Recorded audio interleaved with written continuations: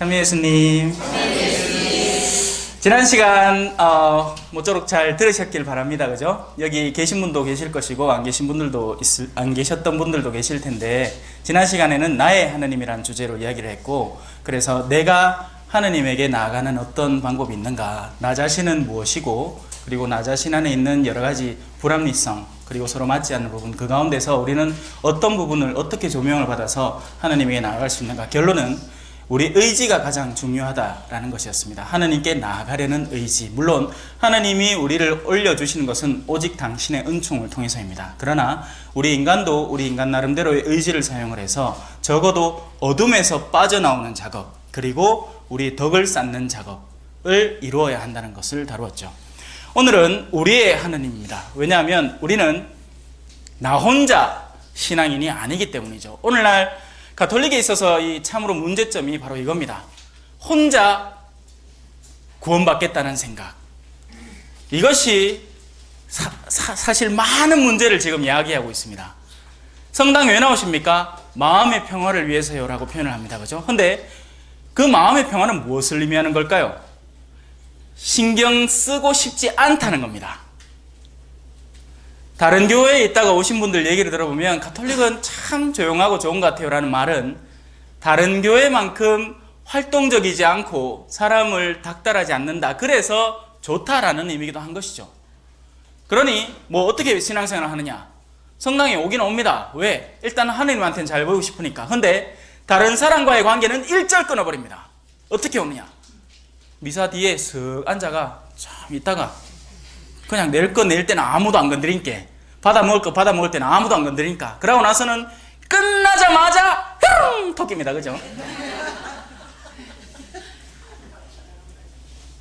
자, 이걸 문제라고 생각지 않는 이들이 넘쳐 흐르고 있습니다. 지금 성당에 오면 신부님이 누군지도 모르고, 또 성당 규모도 엄청 크죠. 몇천 명이나 되는 신자분들을 지금 여기 요만치 모인 가운데서도 저도 몇 명 알지도 못하고 알 수도 없을 것 같은데, 그저 오늘 앞에 앉아 계신 우리 자매님이나 소남자가 보이시다. 안 좋으나 이래 알마. 요래 앞에 쭉 앉아 계신 분들은 막 얼굴이 익다. 근데 뒤에 앉아 계셨다가 얼른 나가는 분들은 뭐 내가 뭐 한 번도 만나볼 일도 없고 그렇습니다. 근데 몇천 명이나 되는 신자분들을 한 교회에서 한 주임 사제가 어떻게 할 수 있을까요? 거의 불가능에 가깝다고 할 수 있습니다. 그러니 사람들은 더욱더 고립되고 개인주의화되고, 심지어는 그 개인주의가 이기주의를 넘나들 때도 있습니다. 여러분, 이기성이라는 것은요, 개인주의라는 것은 나 혼자 이 벽을 쌓고 있는 거지만, 이기성이라는 것은 타인에게 피해를 주면서도 나 혼자 있는 것을 이기성이라고 합니다. 그러니까 나의 유익만을 챙기는 거죠. 그러면 과연 우리는 어떻게 타인에게 피해를 주고 있을까요? 나는 아무것도 잘못한 게 없는데. 그렇습니다. 아무것도 잘못한 게 없죠. 하지만 사랑하지도 않았습니다. 사랑하지 않음으로써 우리는 신앙인으로 타인에게 피해를 주고 있는 겁니다. 사랑하지 않는 신앙인은 그 자체로 신앙인이 아니기 때문이죠. 사랑하지 않는 신앙인은 타인의 모범이 될 수 없습니다. 그리고 그 신앙인, 아무도 사랑하지 않은 채 자기 혼자 신앙생활하는 그 신앙인을 보고는 아무도 예수님에게 다가가려고 하지 않습니다. 난 저렇게 안 살란다.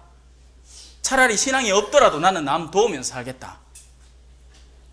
그러니 우리 매 미사 때마다 기도하지 않습니까? 생각과 말과 행위로 우리에게 잘못한, 그리고 의무를 다하지 못한.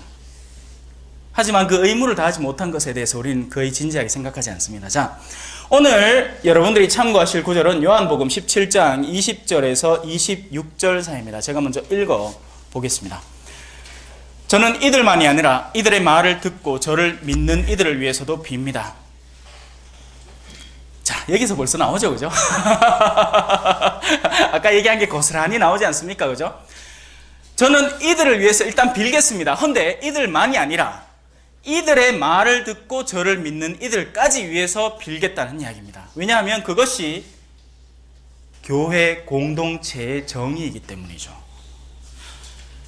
이들의 말을, 그러니까 나 자신, 예수 그리스도를 믿지 않는 이들, 그리고 그 중에서도 예수 그리스도를 통해 파견된 이들마저도 믿지 않는 이들은 어쩔 수가 없습니다. 그것은 그들의 의지적인 선택이고 그의 예수 그리스도의 삶을 설령 모른다 할지라도 그들을 믿는 이들의 삶을 통해서라도 다가올 줄을 알았어야 하지만 그들은 그것을 실천하지 않은 것이고 자신의 길을 결정해버린 것이기 때문에 그들은 어쩔 수가 없는 겁니다.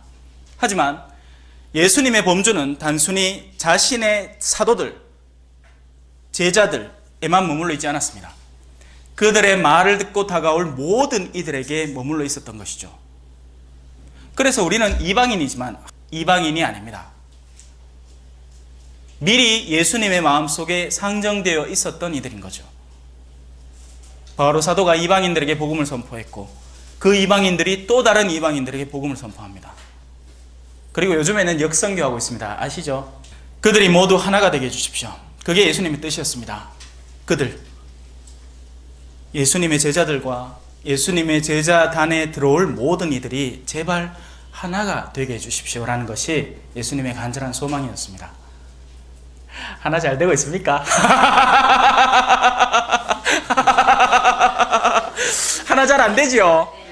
아, 우리 구역장은 이런다 하면서 뭐 구역장도 그렇다 치고 수녀님 기분 나빠 왜 말을 그래 하노 하는 얘기부터 시작을 해서 우리 주임씨 뭐 하자나 몰라 좀 뭐 이래 해주면 좋을 낀데 하는 모든 말들이 우리를 뿔뿔이 흩고 있습니다. 내가 목자를 치리니 양들이 흩어지리라.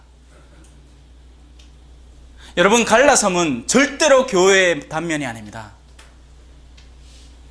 교회라고 자신을 지칭하면서 교회의 신앙인이라고 자신을 지칭하면서 그 어떤 갈라섬에 동참하고 있다면 그 갈라섬이 어떤 형태이든 그것은 우리 신앙인의 본 모습이 아닙니다. 착각하지 마십시오. 그런데 우리는 그걸 정의라는 이름으로 가끔씩 자행합니다. 우리는 정의로운 부류, 좋아. 그리고 너는 죽일 놈. 우린 곧잘 이걸 합니다. 앞으로도 살펴볼 수많은 것 안에서 우리는 그 모습을 발견하게 될 겁니다. 아버지께서 제 안에 계시고 제가 아버지 안에 있듯이 그들도 우리 안에 있게 해주십시오. 안에 있고 밖에 있고, 자, 이거 헷갈립니다. 그죠? 지금 우리는 교실 안에 있지요? 밖으로 나가면 밖에 있다. 그죠? 구분이 확 뚜렷하다. 그죠? 그런데 이렇게 한번 생각해 봅시다. 어머야, 지금 몇 시고? 10시네. 마시모님 그 강의하고 있겠다. 진짜 가고 싶은데 오야지. 안 되겠다. 딴 걸로라도 내 알아보고 들어봐야 되겠다 하는 그분 있죠. 그분의 마음은 어디 있습니까? 안에 있죠. 자, 이제 반대 경우 봅시다. 일단 들어왔습니다. 어머야, 내 와 들어왔노? 아이고, 이 교실 찾다 보니 잘못 들어왔네. 아이고, 빨리 나가야 되는데 이제 눈치도 비고 못 나가겠다. 자, 이분의 마음 어디 있죠? 그렇습니다. 이해하신 겁니다. 안과 밖이라는 개념을 이해하신 거죠. 우리는 그 구분점을 올바로 사용해야 됩니다. 심지어는 교회도 마찬가지입니다. 누군가는 밖에 있다고 칭해집니다. 조당 때문에, 뭐 어떤 오류 때문에, 어떤 문제점 때문에 교도소에 있다고, 감방에 있다고, 장애인이라고, 성당 문턱이 너무 높아갖고 옛날 성당들은 왜 장애인 전용길도 없고 그랬잖아요. 그러니까 아예 들어오지를 못합니다. 그리고 우린 들어와 있습니다. 아닙니다. 그들이 더 들어와 있는지도 모릅니다. 그리고 우리는 더 멀리 있는지도 모릅니다. 그래야 아버지께서 저를 보내셨다는 것을 세상이 믿게 하십시오. 아버지께서 저에게 주신 영광을 저도 그들에게 주었습니다. 이게 진정한 스승과 제자 관계, 이게 진정한 이게 진정한 그리스도와 우리의 관계입니다. 그분은 받으신 모든 것을 우리에게 전해주십니다. 당신 것으로 남겨두지 않으십니다. 그런데 우리는 다르죠. 부모님들 왜 합니까? 재산 다 줍니까? 아니지, 못 주지. 다 줬다고 왜 하려고? 왜 들라고 내가? 다 줬다가 야들이 내 생값은 죄송합니다. 다 줬다가 야들이 내 무시하고 나중에 막 서름 막 붙이게 하면 내가 보복할 길도 없잖아. 하다못해 변호사를 성의하고 자식하고 소송을 걸어야 되는데 다 못 줘. 자, 이런 것 또한 일종의 단절입니다. 우리는 심지어는 가족 안에서도, 부모와 자식 사이에서도, 부부 사이에도, 형제 사이에도 피 따위 뭐 아무 상관없습니다. 동결부되면요 피고 자식 없습니다. 멋지가 못 살지.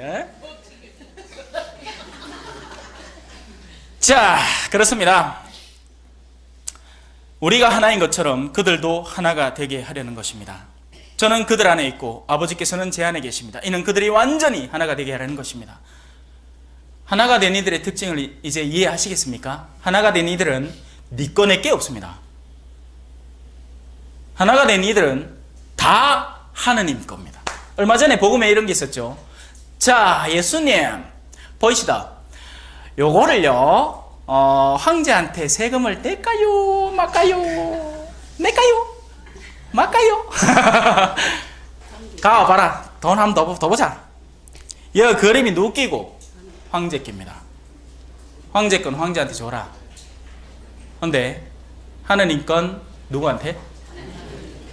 그럼 제가 마지막으로 한번 묻겠습니다. 황제는 누구 겁니까? 그런데 세상 사람들 중에는 이 구분이 안 되는 사람이 너무나 많습니다. 그러니까 아직도 하느님이 멍한 구름 속에 존재를 하는 거죠. 하느님이 자신에게는 실존하는 존재가 아닌 겁니다. 그래서 하느님에 대한 증언을 모으고 다닙니다. 과연 내가 납득할 만한 하느님이 누군가? 하지만 그는 진짜 하느님을 받아들이려는 게 아니라 자신이 이미 상정해 놓은 어떤 개념 속의 확정성, 그것을 찾아다니는 겁니다. 그래서 그는 옆길로 빠져나가기 너무나 쉽습니다. 아우구스티누 성인이 똑똑했죠. 진짜 똑똑한 사람 아니었습니까? 맞죠? 안 가면 그 고백록 두꺼운 책을 왜 씁니까? 우리 기껏해야 한 줄 에세이 쓰는 것도 덜덜덜 땀 뻘뻘 흘리면서 쓰는데. 근데 그분이 옛날에 심취했던 교가 무슨 교? 마니교. 왜냐하면 마니교는 이성을 극도로 활용을 해서 모든 것을 논리 정연하게 설명을 하고 애를 쓰던 소피스트들이었기 때문입니다. 논리로 무장하는. 자, 예를 들어서 이런 논리 봅시다. 자, 화살을 쐈습니다. 여기서 저까지 도달하는데 얼마나 걸릴까요? 화살은 여기에서 저 거리에 반을 가야 됩니다. 그리고 그 여기에서 저 거리에 또 반을 가야 됩니다. 그리고 또 반을 가야 되죠. 그 반의 거리는 영원합니다. 그러면 화살은 절대로 저 벽에 닿을 수 없습니다. 라고 소피스트들은 이야기를 합니다. 되게 논리적이죠. 근데 실제 체험은 어떻습니까? 슝! 꽝! 하고 화살이 닿지요. 그래서 논리는 삶을 이기지 못하는 겁니다. 여러분들은 논리로 가난한 이들을 도와야 한다고 증명을 할 수도 있고 가난한 이를 돕지 않아야 한다고 증명을 할 수도 있습니다. 하지만 착한 사람은 가난한 이를 돕고 못된 사람은 가난한 이를 돕지 않습니다. 간단한 이야기입니다. 그건 논리로 증명할 것이 아닙니다. 내 재산의 몇 프로를 줘야 난 착한 사람이 되는가? 그게 신앙인들의 때로는 고민거리가 됩니다. 교목금을 얼마나 내야 되지? 개신교는 뭐 11쪽 해갖고 10% 내던데 우리는 얼마 내야 되노? 규정이 어디 되는겨? 합니다. 무슨 말이죠? 10%는 죽어도 내기 싫고 그나마 허용치 범위가 어딘가를 알고 싶다는 얘기죠. 이게 얼마나 역설적이고 모순된 우리의 엉뚱한 모습입니까? 자, 여러분들의 모든 것은 하느님의 것입니다. 잊지 마십시오. 예수님은 우리에게 모든 것을 줬습니다. 그런데 우리는 예수님에게 모든 것을 주려고 하지 않습니다. 그게 문제인 겁니다. 우린 예수님을 사랑하지 않죠. 예수님을 사랑하지 않으니 그분을 보내신 하느님도 사랑하지 않는 겁니다.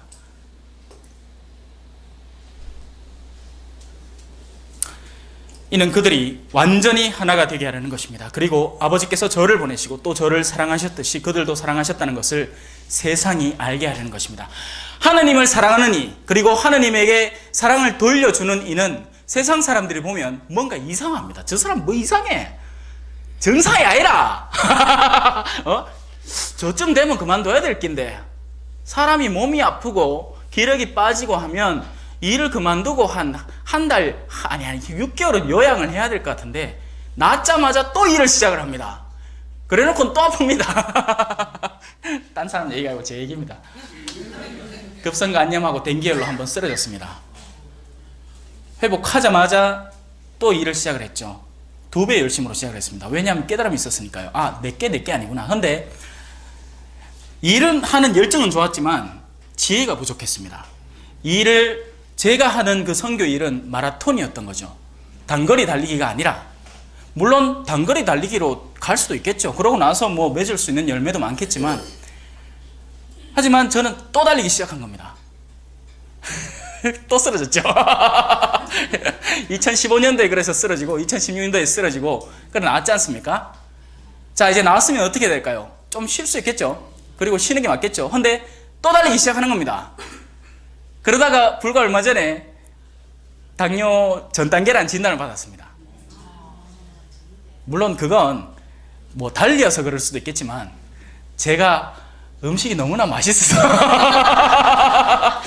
한국 음식 진짜 맛있습니다, 여러분. 진짜 맛있어요. 안 맛있는 게 어디 있습니까? 맞죠? 전 근데 거기에서도 또 묵상거리를 얻었습니다. 우리는요 너무나 과한 영양 상태에서 모든 질병을 얻고 있습니다. 지금 우리의 질병은요 무엇을 먹어서 낫게 해야 하는 게 아니라 먹지 않아야 낫는 겁니다. 그러니까 그렇다고 해서 또 무조건 다 끊는 것도 또 어리석은 일이에요. 다이어트 한다 해서 해놓고는 꼭 사순식에 다이어트 하는 아줌마들 있죠. 아줌마들만 하는 게 아니고 젊은 처자들도 그런다, 그죠? 자, 요번 사순식이 또한 희생 뭐 할래?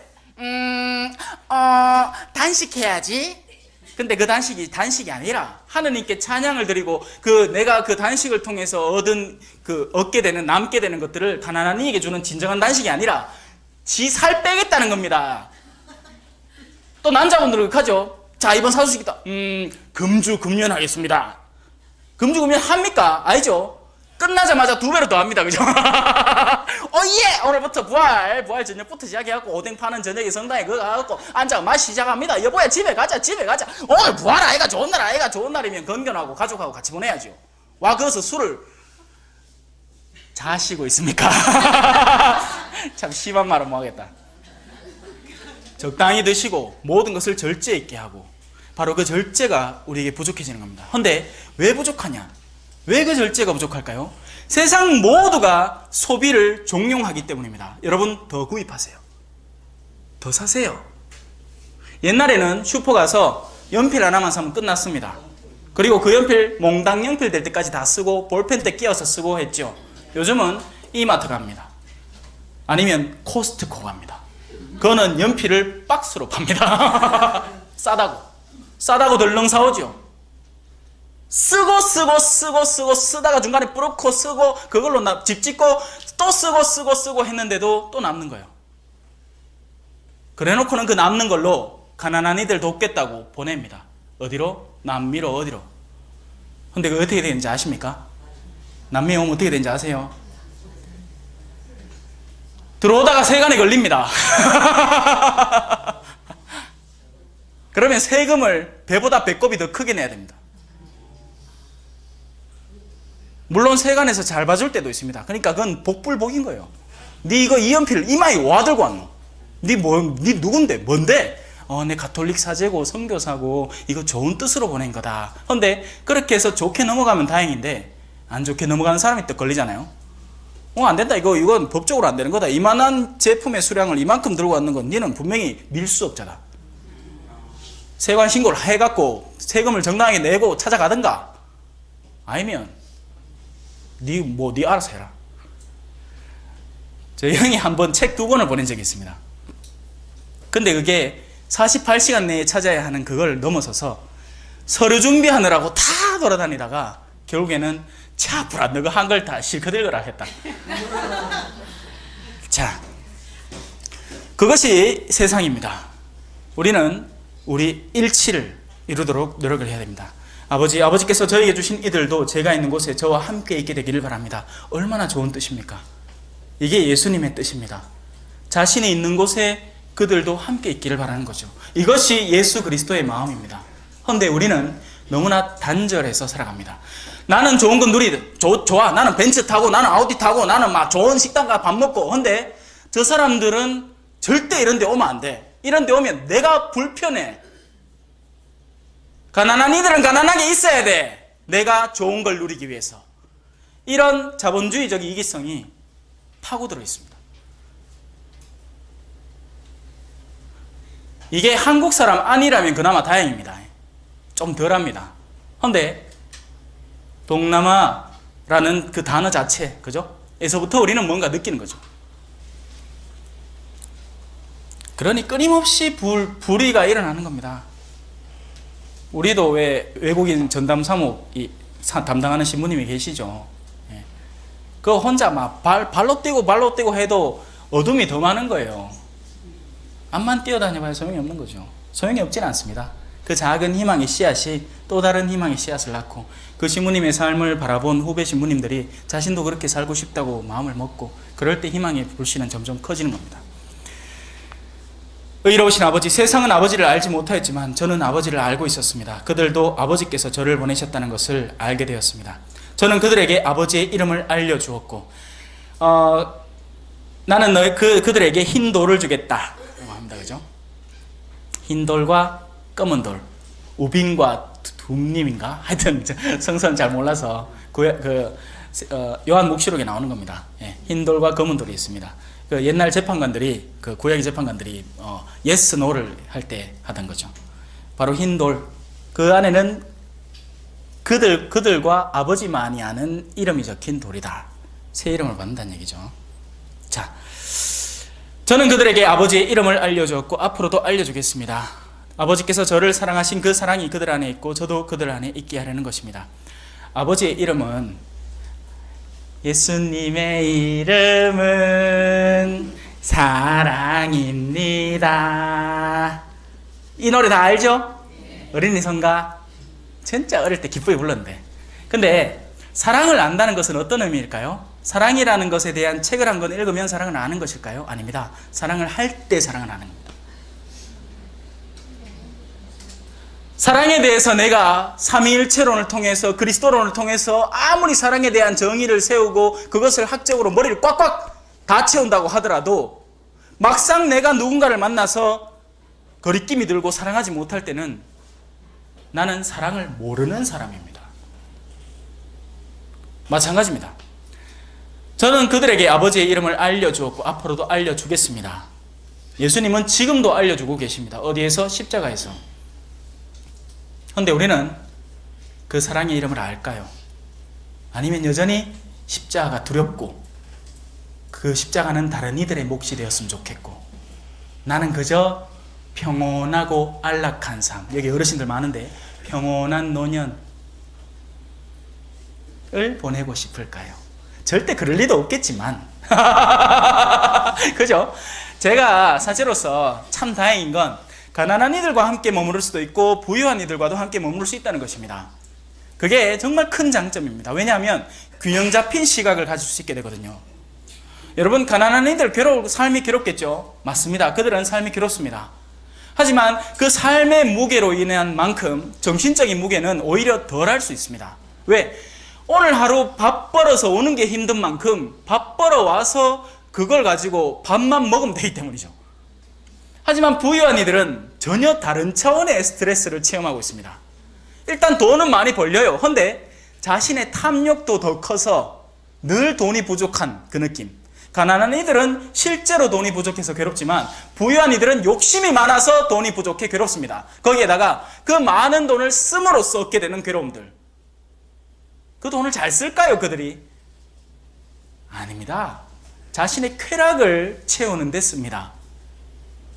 안 사도 되는 필지를 사놔서 그게 자식들 사이에 유산 문제가 되고, 안 사도 되는 빌딩을 하나 더 사놔서 그 빌딩 관리 소홀로 내가 영장 해갖고 막 법원에 가야 되고, 속이 2배, 3배로 시끄러운 거죠.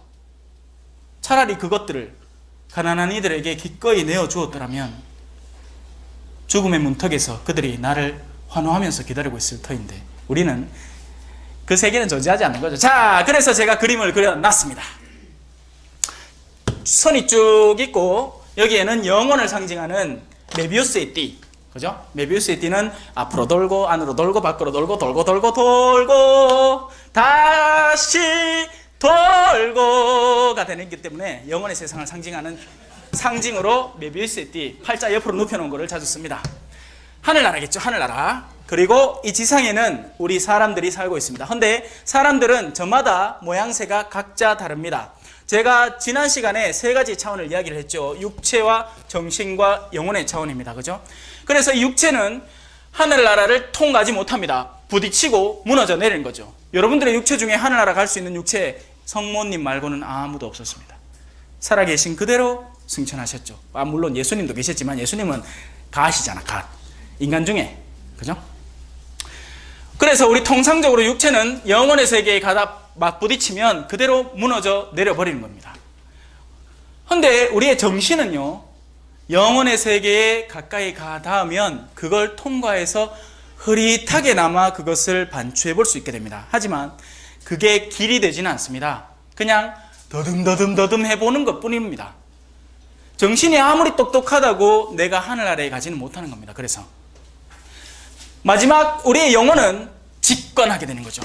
하느님께 바로 나아가는 겁니다. 그래서 사랑하는 사람은 누구나 하느님께로부터 났으며 하느님을 압니다. 예. 아, 너무 좋다. 하느님을 아는 거죠. 사랑하는 사람은 하느님을 아는 사람입니다. 사랑이 없는 사람은 지정신이 아무리 드높고 아무리 학위가 있고 박사 학위를 땄고 무슨 학위를 땄고 하버드 대학 뭔 학위를 따도 사랑하지 않는 사람은 하느님을 전혀 알지 못합니다. 지가 신학 박사건 성서학 박사건 무슨 박사건 상관이 없습니다. 사랑하지 않는 다음에는 하느님을 알지 못하는 거죠. 그래서 여러분들이 이런 특강들을 들으실 때 조심하십시오. 왜냐하면 이 특강이 행여나 여러분의 사랑을 증폭시키는 작용이 아니라 여러분들을 교만하게 만들고 있다면, 어떤 게 교만이냐? 아, 내 그 신부님 잘하는데 내가 특강 들었대. 무슨 말입니까? 니는 못 들었지, 난 들었지. 이건 일종의 차별화의 시작이고 너와 내가 다르다는 나의 우수성을 드러내려는 시도일 뿐입니다. 그건 영적 교만이라고 하죠. 이 세 가지 단계로 우리는 위로 올라가지만 그거 가운데서 그나마 우리를 돕는 것은 정신이고, 그리고 영은 그 하느님을 직관하게 되는 것입니다. 물론 우리는 육체를 통해서도 이 살아있는 동안에는 이 세계가 분리된 게 아니라 서로 혼연일체로 움직이기 때문에 하느님을 직관하는 이가 육체를 올바로 다스리게 되는 거죠. 육체의 용도는 봉사하기 위함입니다.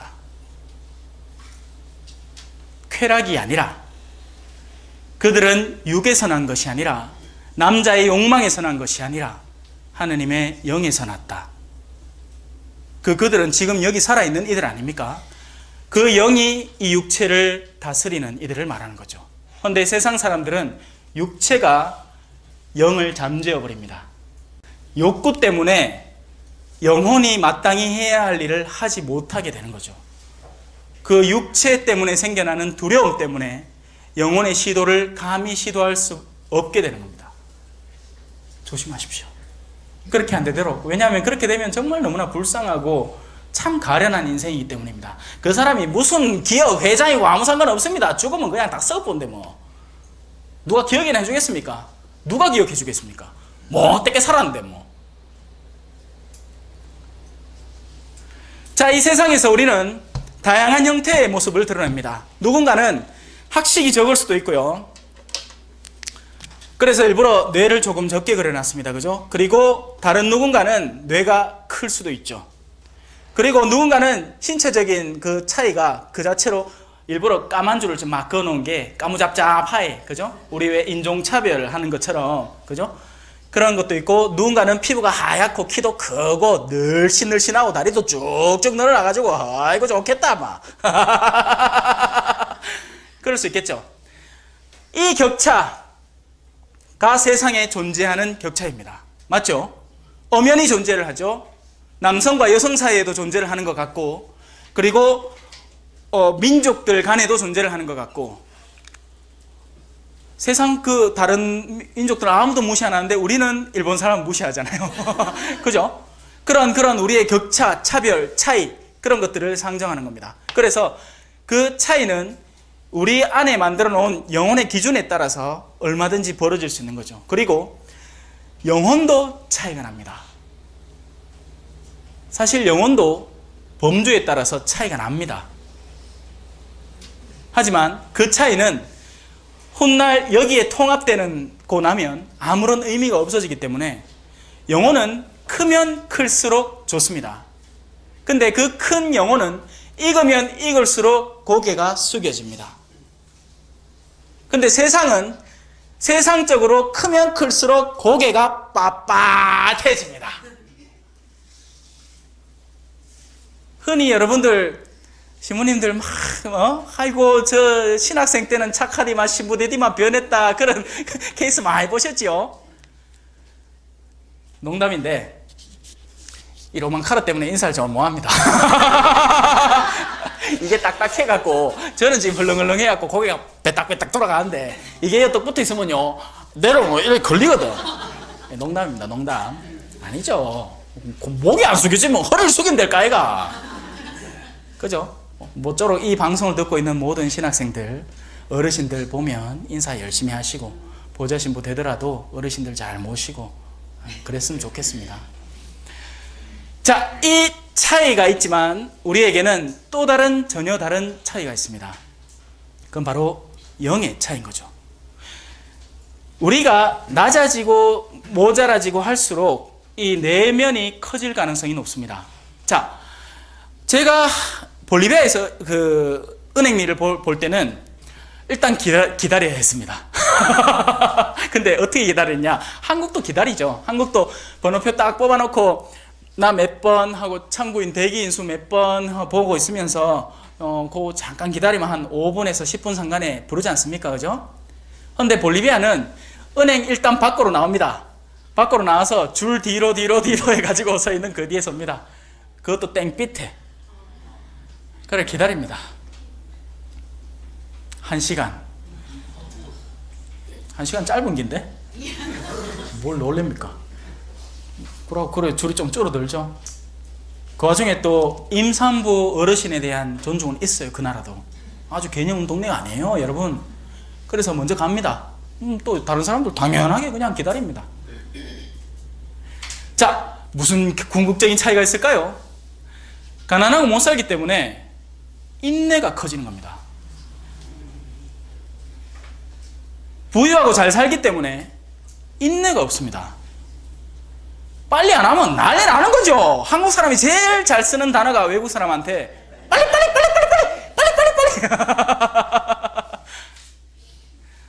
그래서 그 내면이 커지는 거죠. 하지만 우리는 그 내면을 전혀 보지를 못합니다. 이해를 못하는 거죠. 그냥 겉에만 보는 거죠. 아, 동남아에서 왔어. 야, 니 뭐 이런 거 알아? 야, 동남아에서 의사하던 아는데 지금 여가 어떻게 돈 벌려고 회사에 들어왔는데. 강아지처럼 무시를 하는 겁니다.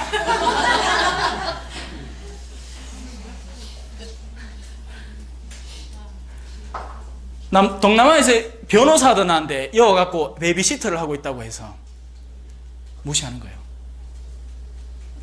저도 마찬가지였습니다. 제가 여기에서는 보좌신부로 일했습니다. 프로젝트를 진행을 하고 신학교 준비하고. 근데 남미에 간 순간 저는 가 되는 거죠. 엉아리나 겨우하는. 말이 안 되니까 뭐 일을 어떻게 하겠노? 맞죠? 그러니 그 동네 교리교사들이 때로는 무시하는 겁니다. 아, 신부님 말도 뭐하고 뭐. 자, 우리는 언뜻 이 지상의 높이에 다가서 있는 이들을 하나님에 가깝다고 생각할 수 있습니다. 아닙니다. 이게 큰 만큼 하나님에게 가까운 겁니다. 영혼이 커진 만큼 하나님에게 가까운 겁니다. 자, 그리고 여기 멀찍이 사람들이 있죠, 그죠? 이 사람들의 거리는 어마어마합니다, 맞죠? 그리고 반면 이 두 사람의 거리는 불과 이 그림상에서는 한 20cm 밖에 안 됩니다. 둘이 가깝죠? 하지만 우린 전혀 다른 새로운 거리를 알아야 됩니다. 그건 바로 내면의 거리입니다. 하느님과 가까운 사람은 그래서 비록 멀리 떨어져 있지만 요만큼밖에 안 떨어져 있습니다.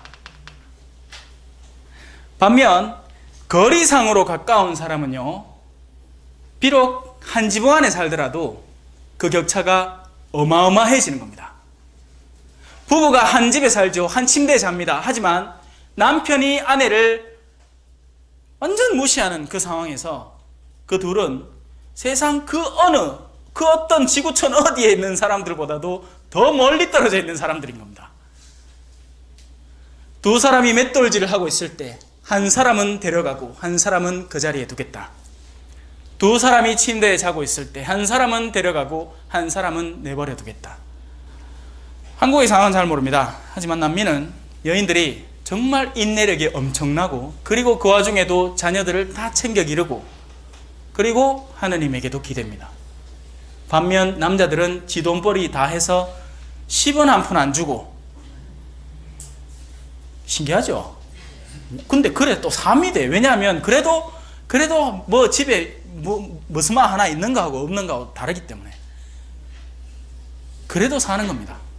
그 여인들은요, 그래갖고 집에서 빵 만들어, 튀김만두 만들어 가지고 학교 앞에서 팔고, 엠파나다라고 합니다.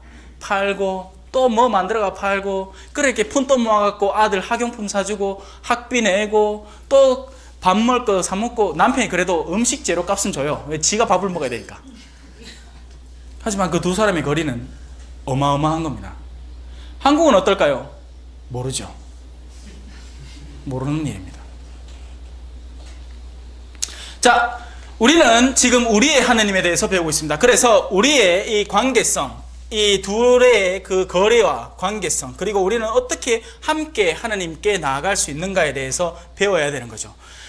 그래서 통상적인 이 갈라섬이 있습니다. 이 갈라섬은 낮은 층에서 행하는 것이 아니라 자신이 높다고 생각하는, 세상 안에서 지위가 있고 돈이 많고 명예가 있고 한다는 사람들이 낮은 이들에 대해서 하는 갈라섬을 말합니다. 그래서 이 갈라섬 때문에 우린 좀처럼 일치하지 못하는 게 현실입니다.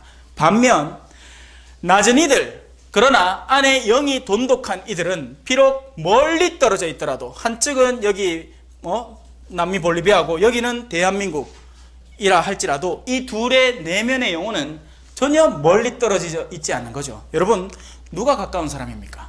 옆에 사는데, 야, 니 오늘 밥 먹었나?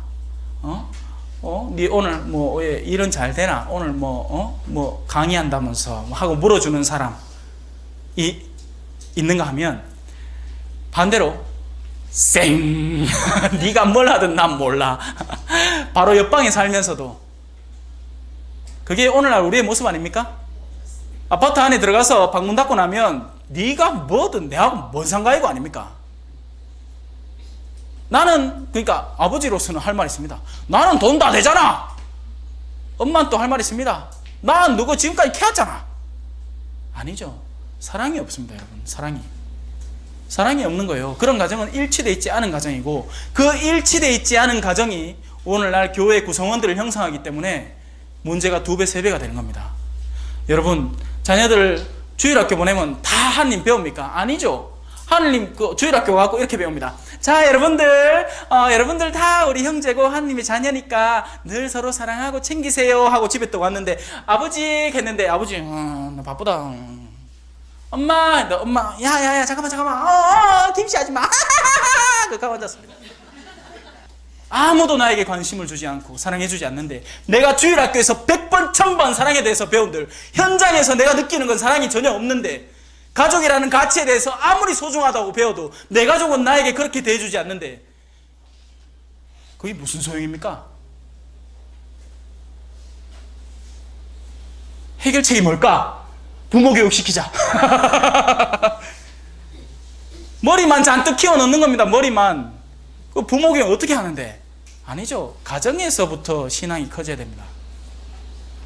그리고 그 가정에서부터 신앙이 크려면 여러분들이 그 필요성을 느껴야 됩니다.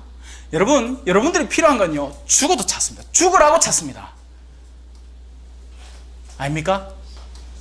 위에다가 이래 TV 지나가다가 홈쇼핑에서 뭐 하나 봤어.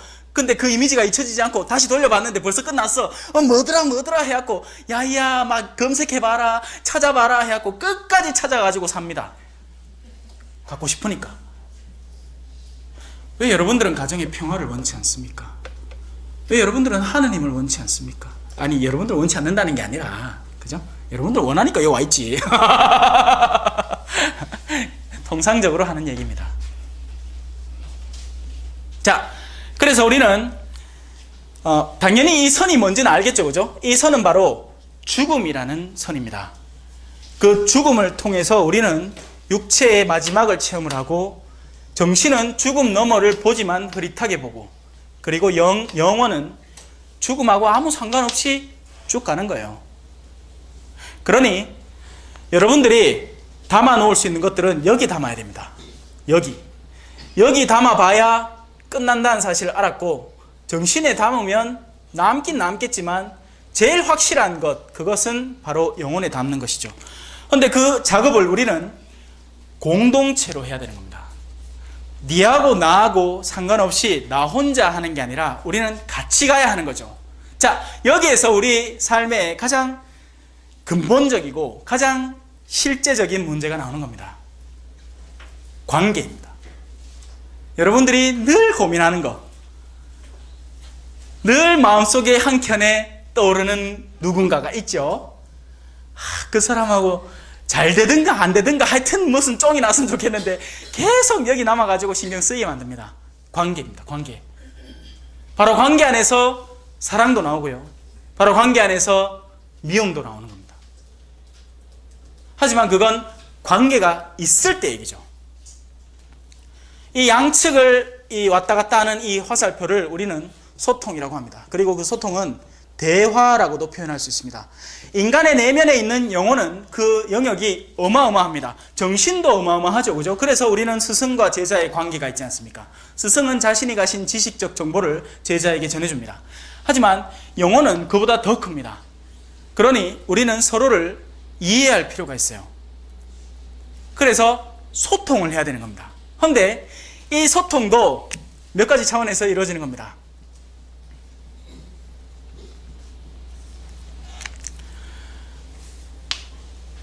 개들도 소통을 합니다. 기분 나쁘면 물어봅니다. 맞죠? 소통의 근원, 육체의 소통의 근원, 파워, 힘이죠. 이게 육체적인 소통의 근본을 장악하는 겁니다. 우리는 우리 힘으로 힘없는 사람 눌러보면 이야기 끝납니다. 그게 흔히 정치판에서 일어나는 일이기도 하고, 그게 흔히 경제인들 사이에서 일어나는 일이기도 합니다. 어디 중소기업 사장 따위가 나 같은 대기업 회장한테 그래, 야! 저 보이콧해! 하면 끝나봅니다, 그 사람. 깨갱해야죠. 왜 하겠습니까? 죄송합니다. 아이고, 다시는 안 그랬습니다. 한 번만 봐주십시오. 바로 육체적인 언어로 이야기하는 사람들입니다. 육체적인 부정적인 언어로 이야기하는 사람이죠. 육체적인 긍정적인 언어가 있습니다. 어떻게? 개들도 핥아줍니다. 원숭이도 털 솎아주죠. 사람도 마찬가지입니다. 우리는 우리가 가진 육신으로 다른 이를 헌신껏 섬길 수 있습니다. 우리 자매님들, 시어머니 아프고 치매 걸리고 나이 들었다고 요양원에 보내보는 건 바로 육체적인 언어로 이야기하는 겁니다. 물론 상황에 따라서 내가 지금 할 일이 많아서 어쩔 수 없이 보내는 경우도 있겠지만 그냥 섬기기 싫어서 보내는 경우 말하는 겁니다. 그냥 딱 쪘다는 거죠. 난 니하고 이야기하기 싫다는 겁니다. 단절되자는 거죠, 육체적으로. 정신도 대화를 나눕니다. 근데 그 정신은 주로는 이성은 주로 대화를 나누려고 하고요. 중요한 건 바로 감성 영역입니다. 우리는 감정의 대화를 나눠야 됩니다. 서로 기뻐할 때 기뻐할 줄 알고 슬퍼할 때 슬퍼할 줄 알아야 되죠. 그런데 이것도 전부는 아닙니다. 개들도 짖잖아요. 개들도 물지는 않고 짖습니다. 그죠? 마찬가지로 감정적으로 억압할 수도 있습니다. 감정적으로 억압되는 사람은 그걸 바로 느낍니다. 여러분들 자녀들 중에 분명히 큰 사람 있을 거예요. 엄마, 내 아무것도 모르잖아! 한 사람 있죠. 맞습니다. 아무것도 모르는 거예요. 논리적으로는 생각을 해서 자녀에게 이래 하라, 이래 하라, 이래 하라는 하는데 감정적으로는 하나도 이해를 안 해주는 거죠. 그 아이가 이걸 왜 하는지, 어떤 마음인지 전혀 모르는 겁니다. 이는 부부 사이도 마찬가지로 자주 일어나는 일입니다. 남자들은 이성적이거든요. 근데 때로는 쪼맨한 케이크에 초도 꽂아가지고 갖다 줘보고 꽃도 한 송이 사 가보고 이거 벌써 미소씩 짓는다. 좋다고. 아이고, 누가 내한테 그래주면 얼마나 좋겠노. 죄송합니다. 제가 남편이라서. 자, 제일 중요한 건 영혼끼리 소통을 하는 겁니다. 근데 이 영의 소통은요, 이렇게 이루어지지 않습니다. 영의 소통은 이렇게 이루어집니다. 여러분들이 하나님에게 가까이 다가서는 만큼 우리는 다른 하나님과 가까이 다가서는 사람과 충만히 소통하고 있습니다. 참 중요한 이야기입니다. 이게 교회입니다. 교회 여러분. 이것이 교회입니다. 영의 소통으로 모인 이들의 궁극적인 단체. 근데 이렇게 얘기하면 또 추상적이고 이해하기 힘들잖아요. 교회는 몸입니다. body. 나의 오른손과 나의 왼손은 지금 충분히 소통하고 있습니다. 무엇을 통해서?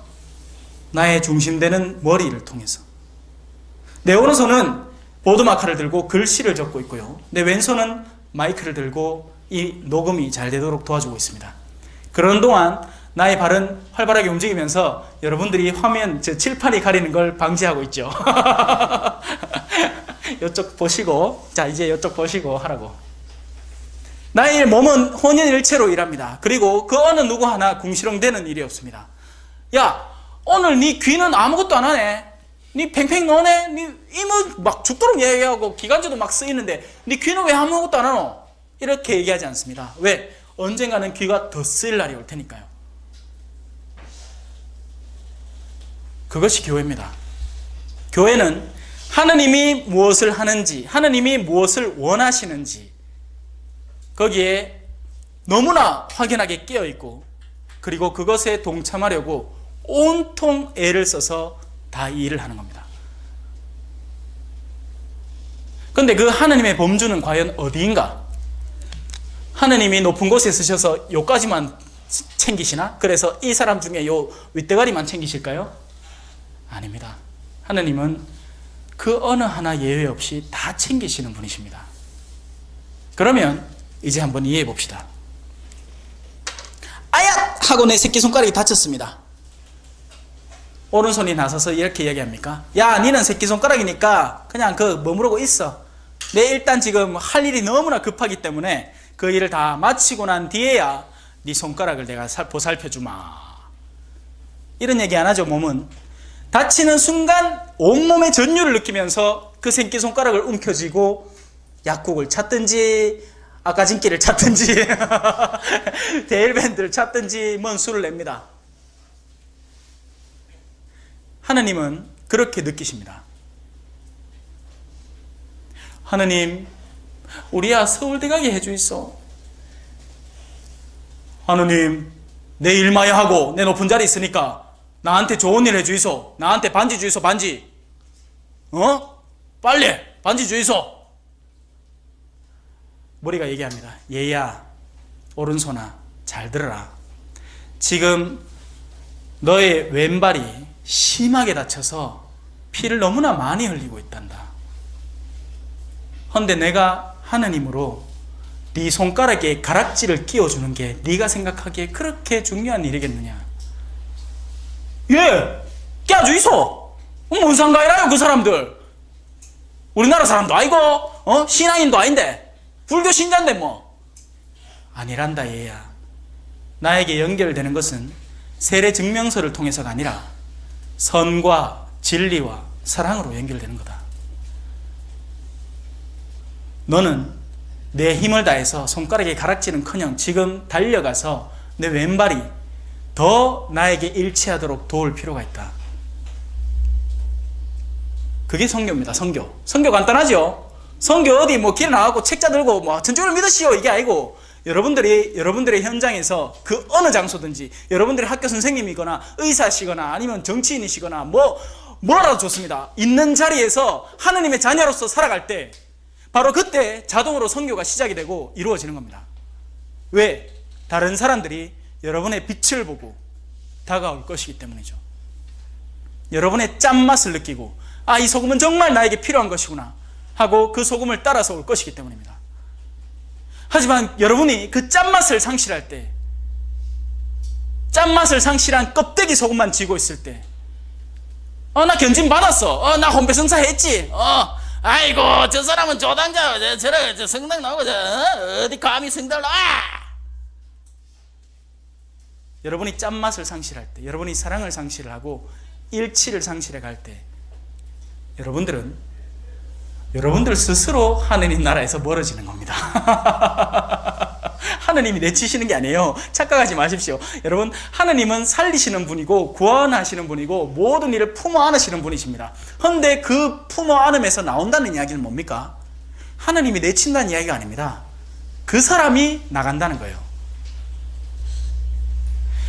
우리는 우리로서 하느님에게 다가가야 됩니다. 나 혼자 가는 신앙인은 절대 없습니다. 여러분, 아무리 자신이 사막의 은수자라고 할지라도 이 세상과 긴밀하게 연결되어 있습니다. 이제 이해하셨죠? 어떻게 연결되는지. 왜 사막의 은수자들이란 책을 읽어보면서, 그죠? 향후로는 여러분은 어머야 그 사람들 좋겠다, 혼자 따로 떨어져 살아가 속 안 시끄럽고 조용하게 살았겠네, 이렇게 생각하시면 안 됩니다. 아, 그들이야말로 정말 치열하게 세상의 어둠과 싸운 이들이구나 라고 생각을 하셔야죠.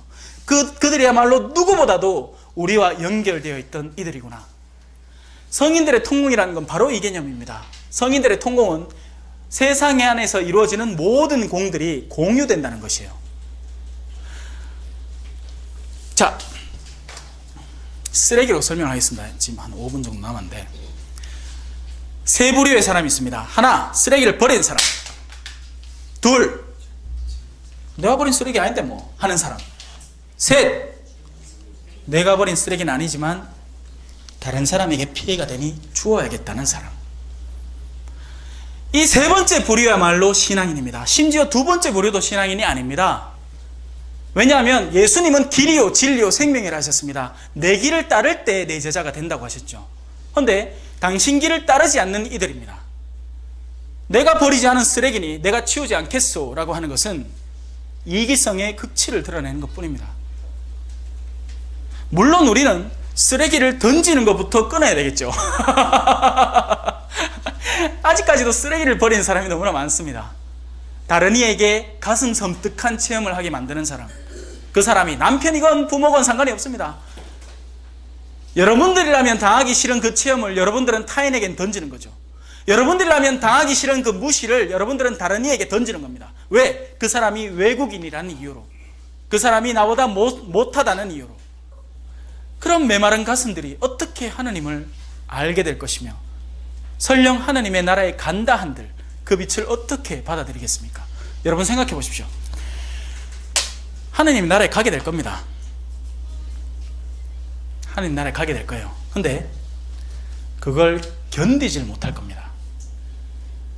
간단하게 생각해 봅시다. 내가 여기에서 무시하던 외국인 노동자가 있었어요. 하늘나라에 갔는데 그 사람이 나보다 높은 자리에 앉아 있습니다. 너는 세상에서 작은 일에 충실했으니 여기서 150고을을 다스리라 했는데 내가 그 마을에 제일 쫄다고 주민으로 그것도 있어. 그 사람이 그 위에 있어. 견디겠습니까? 쪽팔려서. 여러분 착각하지 마십시오. 하느님은 다 초대했습니다. 심지어는 길거리에 나가서 상관없는 사람들까지도 초대장을 다 던졌습니다. 다만 예복을 입지 않은 사람만 쫓겨났을 뿐입니다. 그 예복은 믿음의 예복이고 다른 표현으로 사랑의 예복입니다. 믿음과 사랑은 긴밀하게 연계되어 있으니까요. 믿는 사람은 사랑하게 되어 있고 사랑하는 사람은 믿게 마련입니다. 왜냐하면 우리 하나님은 사랑을 그 자체를 계속 현현 드러내고 계시니까요. 이 관계는 계단으로 이루어집니다. 관계들은 계속 발전해 나갑니다. 처음의 관계는 그냥 아무도 이렇게 오늘 우리 새로 오신 분하고 저하고 만난 관계죠. 여러분들이 제 강의를 듣고 재밌겠다 싶어서 가보자 했는 그런 호기심의 단계. 그런데 그 관계들은 점점 더 높이를 더해가는 겁니다. 그리고 확장되기도 하는 거죠. 근데 여기서 착각하지 마십시오. 무조건 친구를 많이 사귄다고 관계가 확장되는 게 아닙니다. 악인들도 친구는 사깁니다. 자기의 이해관계에 따라서 연합 세력을 형성을 하고 무슨 당파 세력을 형성을 하는 거죠. 악인들도 그렇게는 합니다. 하지만 여기서 말하는 확장과 상승이라는 것은 바로 우리 내면의 준비성을 이야기하는 겁니다. 내가 얼마나 많은 이들까지 수용할 수 있는가 하는 범위입니다. 그래서 여기에서는 계단으로 표현되지만 실제로 이 관계를 상승해 나갈수록 우리의 현세적인 위치는 더 낮아질지도 모릅니다. 왜냐하면 그리스도인이 정말 올바른 깨달음을 얻고 주님의 본질적인 사명을 더해갈 때 이전의 우정관계들이 파괴돼 나갈 겁니다. 예를 들어서 어떤 남자, 옛날에는 와, 자 친구들아 모이라, 내 오늘 시바스, 이거는 술 이름입니다. 시바스 이걸 사왔다. 18년산. 하고 많은 연산 중에 와 또 그죠? 21년산 하자. 조니 워커 블루 사왔다 먹자 하면 그 사람들이 막 모여듭니다. 술 친구들, 좋은 술을 좋아하는 사람들, 그가 아직 부유함을 즐기려는 사람들이 모여들죠. 근데 이 사람이 깨달은 겁니다. 어느 날 어머야, 내가 무슨 짓을 하고 있었던 거, 이건 아니구나. 그러고 나서 어느 순간 모임에서 아 그래 오늘 술자리 좋네. 근데 혹시 너가 이런 거 아나? 내가 오늘 신부님한테 하는데 야야야 뭔 신부님이고? 니 언제부터 그랬다고? 됐다 술 한잔 해라. 아니 나 이제 술은 절제해서 먹을래. 너는 이렇게는 못 먹겠어. 이렇게 자꾸 먹으니까 몸도 망가지고 마음도 망가지고 내 영적 생활도 완전히 무너지는 것 같아서 술 먹고 난 다음 날에는 토하고 정신도 어지럽고 또 옛날의 악습도 되살아나고 그래서 이제는 절제해서 먹을래. 우리하고 이제 안 놀겠다냐 이가? 자, 이렇게 되는 거죠. 이 사람의 인간관계는, 예전의 인간관계는 파괴돼 나갈 겁니다. 하지만 전혀 새로운 인간관계가 시작될 겁니다. 심지어는 인간관계가 없어도 상관이 없습니다. 왜? 그는 하나님과의 연결을 통해서 그 하나님을 쫓는 수많은 군중들과 연결되어 있기 때문이죠. 그래서 그는 고독을 즐기기 시작합니다. 그게 하나님의 사람의 특징입니다. 외로움과 고독은 다른 겁니다. 외로움은 만나고 싶어 죽겠는데 지가 성질이 들어가고 아무도 안 오는 게 외로움이고, 고독은 하느님과의 만남을 통해서 다른 인간관계를 크게 찾지 않는 데에서 오는 상태를 고독이라고 하는 겁니다.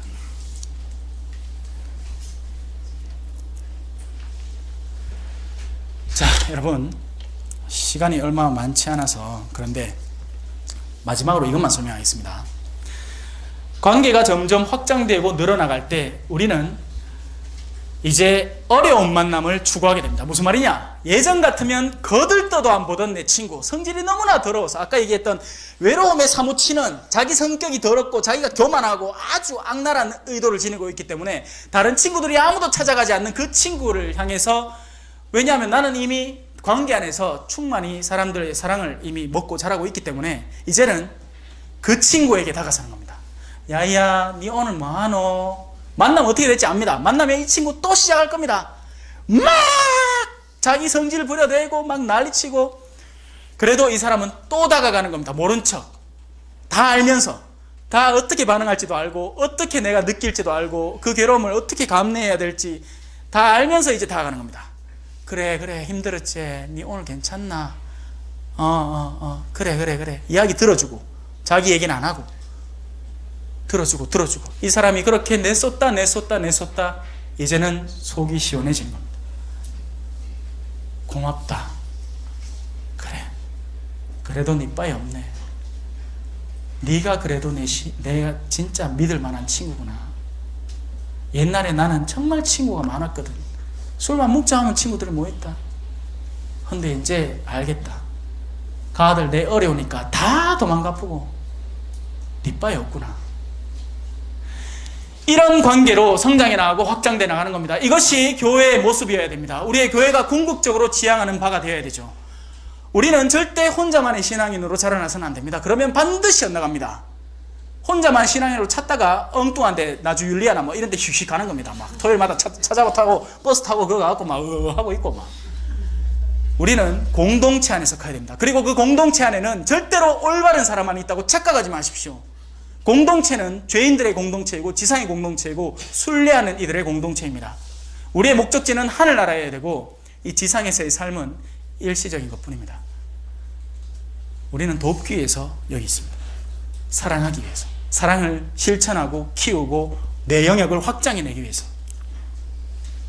성부와 성자와 성령의 이름으로 아멘. 영광이 성부와 성자와 성령께 처음과 같이 이제와 항상 영원히. 성부와 성자와 성령의 이름으로 아멘.